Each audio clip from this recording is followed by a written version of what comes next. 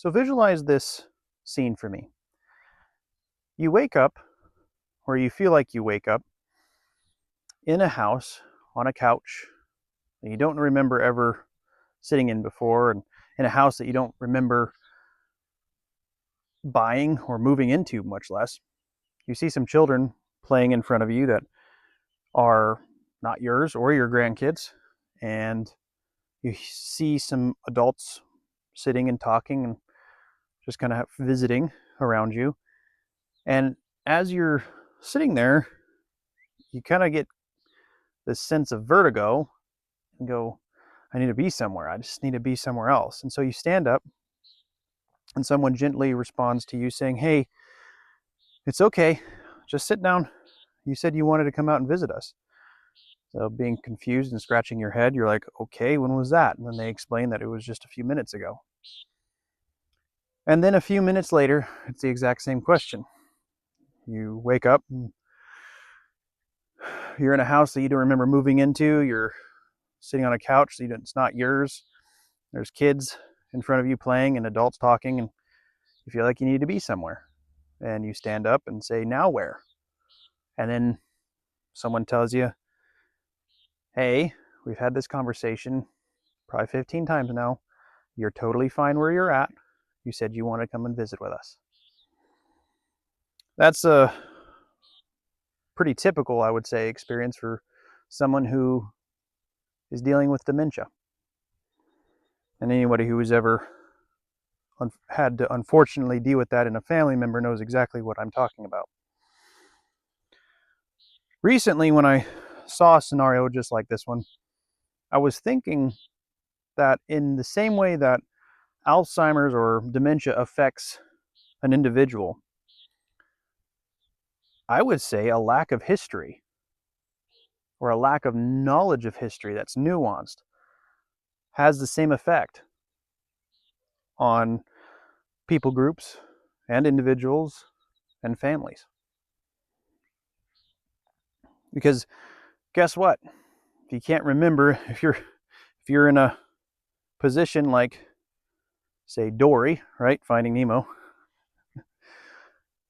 your story can easily be manipulated and changed and transitioned. And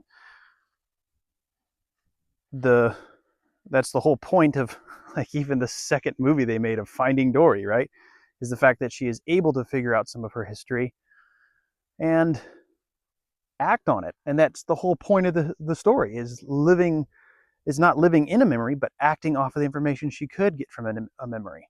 It's just made it that much more clear to me that in trying to build our worldviews, like I mentioned in my second video, and I'll link that, where it was talking about the likes of, say, Edward Bernays and the people like him who are just out to get something to change for an interested party, whether or not that's in your best interest or your family's interest or your group's interest, doesn't matter. They're going to find a way to get their agenda through. And ultimately, it just kind of puts us in a position where we're way more vulnerable. And that's kind of the point. I don't think it's really hard to come to the conclusion that at least a general idea of history is healthy and good for you. And in building a general worldview that is realistic, you have to put some time into it, right? That's just a fact. But again, there's the classic response that unfortunately a lot of people in the American school system have had to deal with, is it's just a bunch of names and dates and actions of people that I do not care about. And it's mind-numbing and it's soul-crushing. And fair enough. And so the point of this video is to basically give you 3 shifts, mental shifts, if you will, that allow you to digest history easier, to enjoy it even.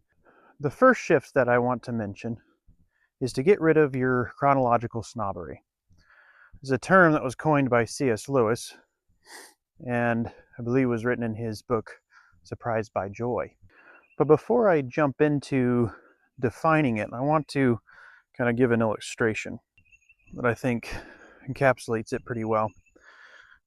Have you ever, I mean, I'm in my early 30s now, so I've seen a few trends change and transition over the years, but I remember as a teenager looking at, say, the fashions that my parents had when they were growing up, or pictures of even earlier on, right? And kind of thinking, man, that's stupid. That looks dumb. It was like the crazy hair of the 70s, or the mullets in the 80s, or whatever, what have you. And kind of having this unconscious bias in many ways of, we would never look that dumb in this day and age, thinking of the early 2000s or whatever. The long and short of it was, as I've gotten older, and I am dating myself here, but you realize that skinny jeans were actually stupid looking and very uncomfortable and super unnecessary.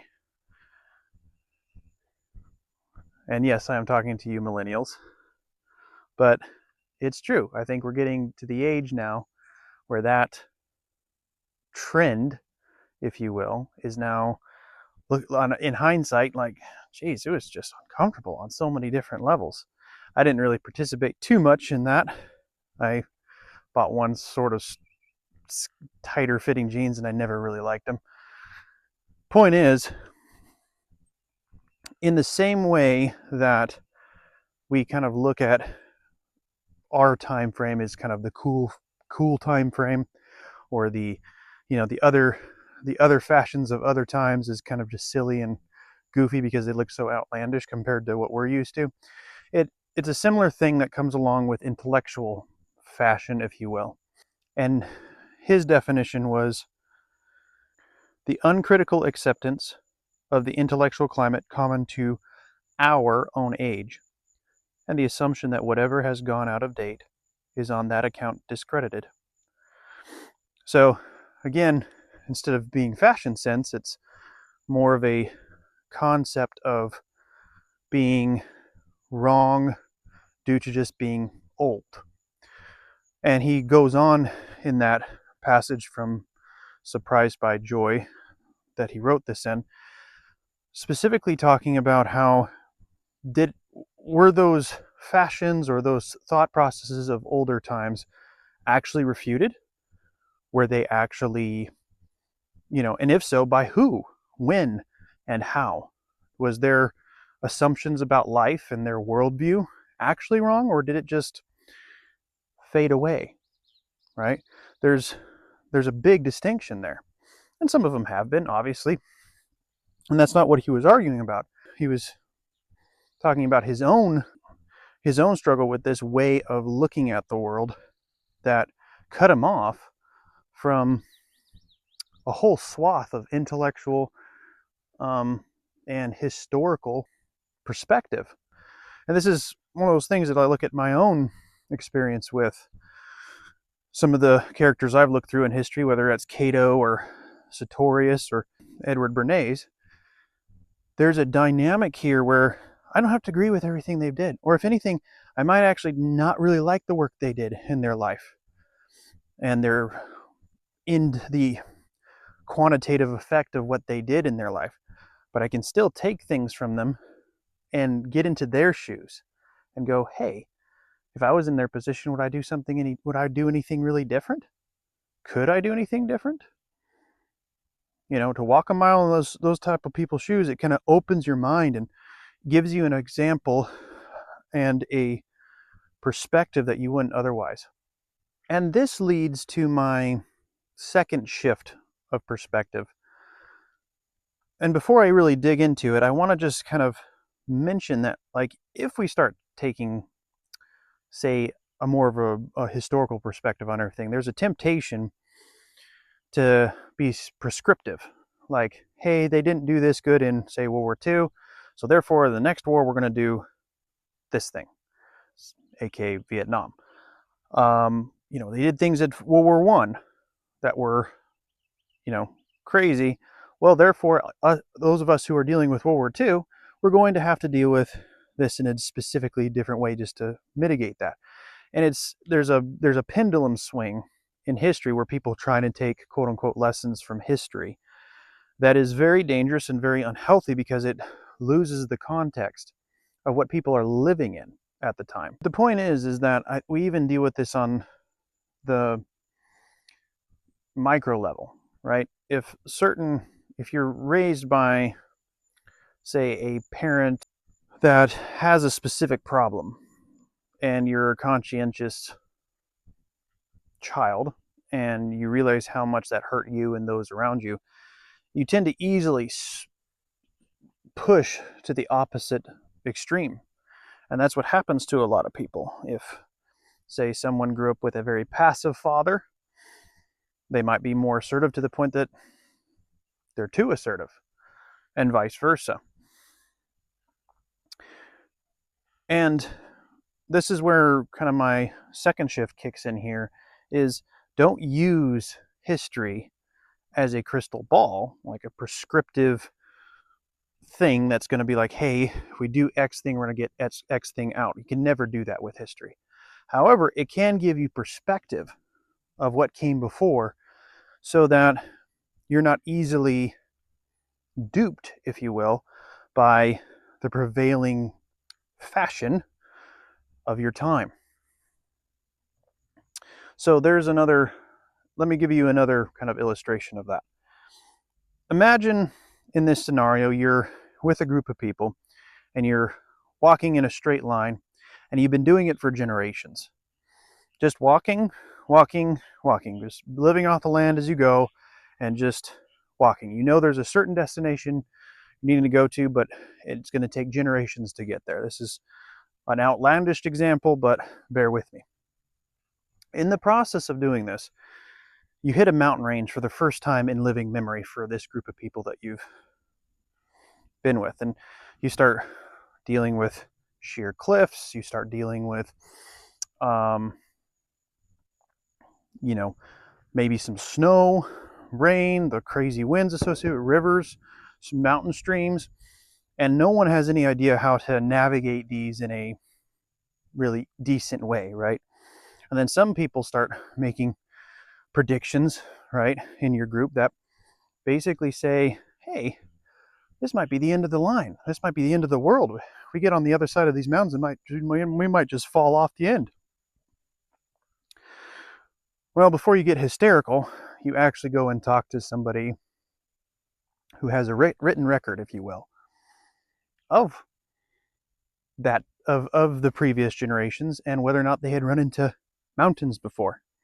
And then they sit there and realize, like, no, yeah, we did. And in many ways, it's not that historical record will tell you how the mountain range you're facing is, how it's going to be dealt with.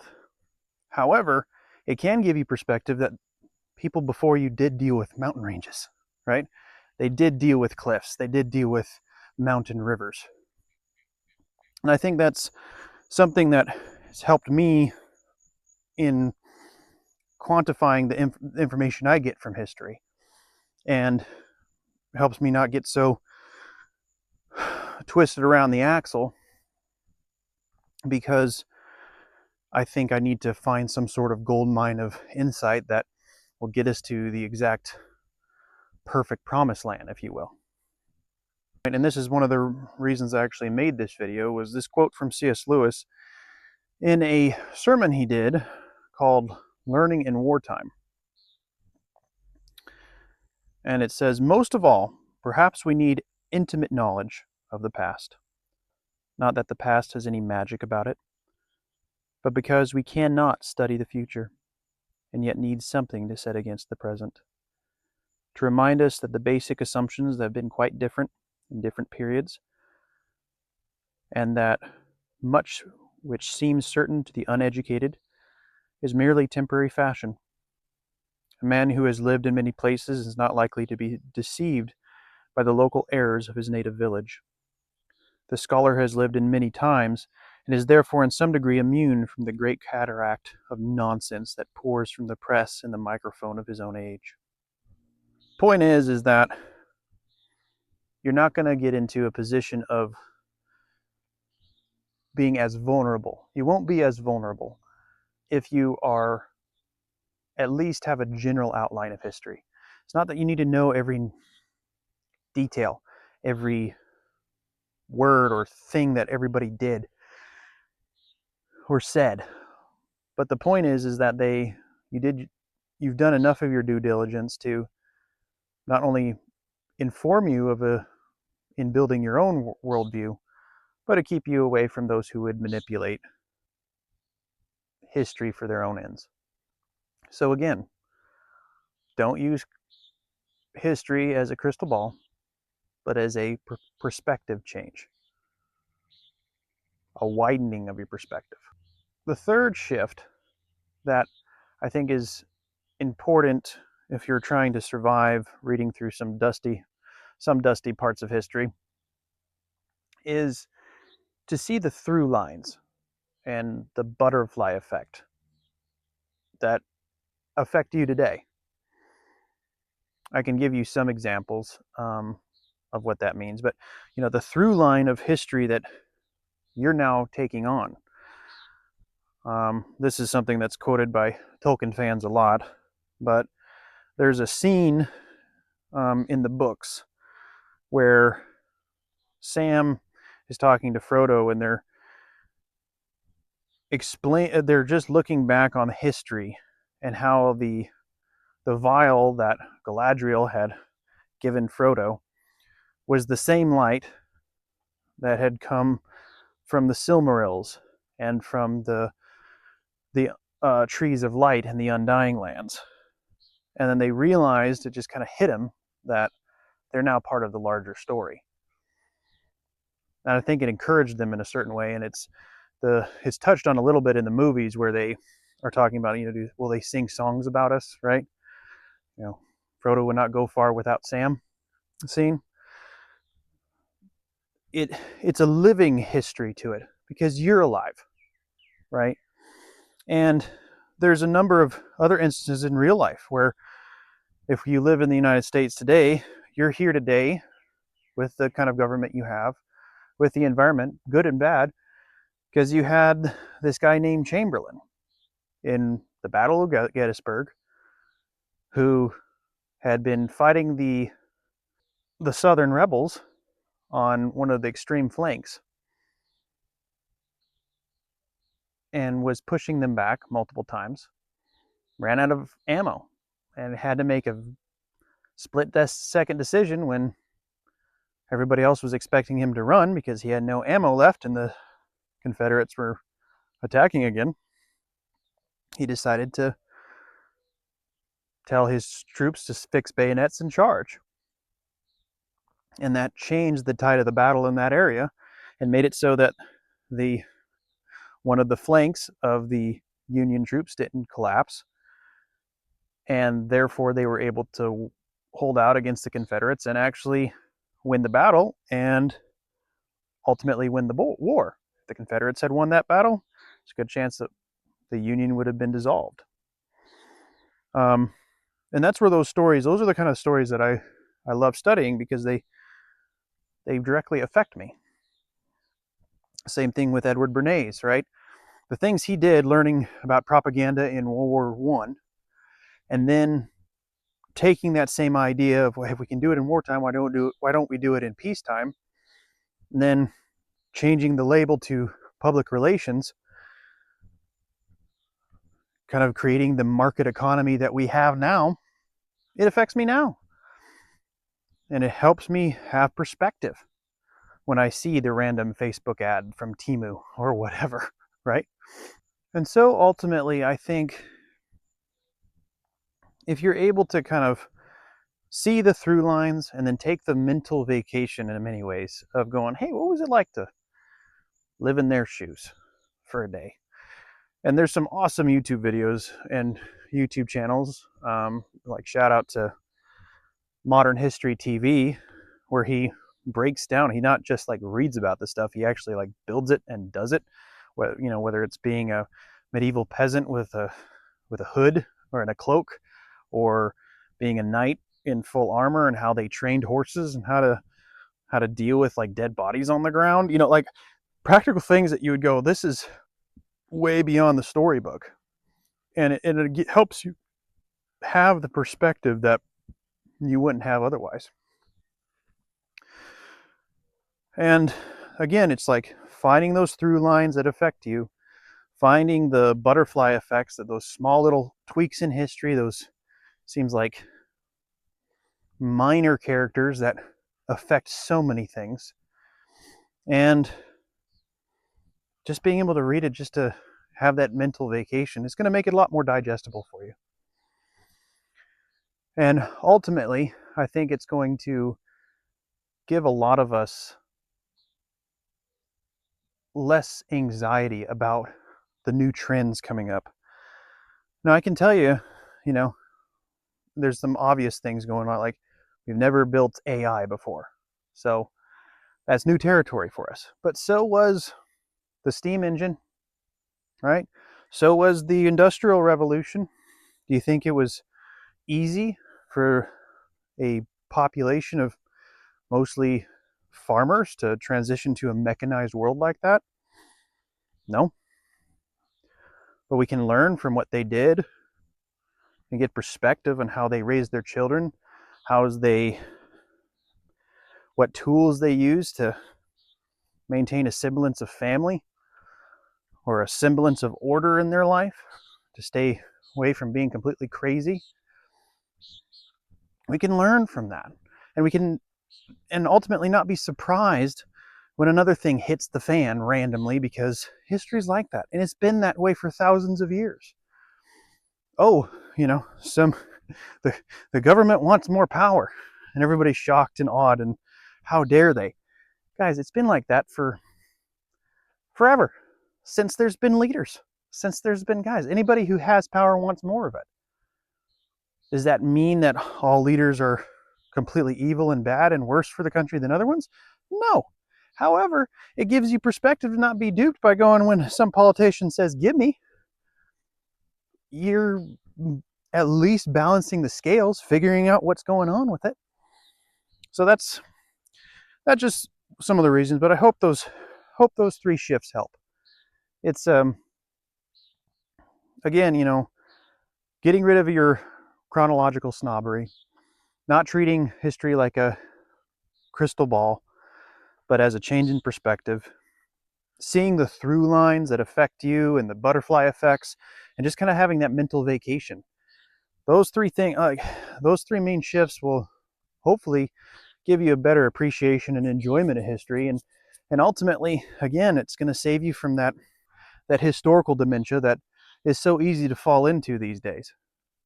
People know more about Warhammer 40K than they do about their own country. And I understand, why. Fantasy is always more interesting in some ways, because guess what? We can make it just the way we want it. Ultimately, thank you for listening to my soapbox speech here, but if you got anything out of this video, if you could like and subscribe, and if you want, you can also let me know what kind of butterfly effect situation in history is your favorite. Like, was it a storm like the Spanish Armada and getting destroyed, or Chamberlain in the Battle of Gettysburg, or anything like that? I'd be interested to see your perspective on it. Anyway, see you later.